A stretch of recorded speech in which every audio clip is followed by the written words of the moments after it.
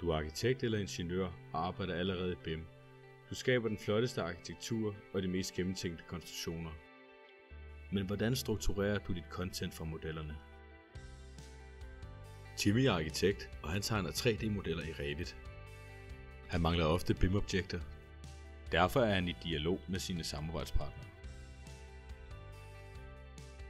Timmy kontakter normalt sit netværk for at høre, hvor de har gemt bygningsdelen sidst de brugte den.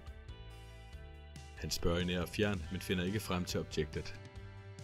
Derfor laver han det selv, og det tager lang tid, og så skaber det redundans i virksomhedens objektbibliotek.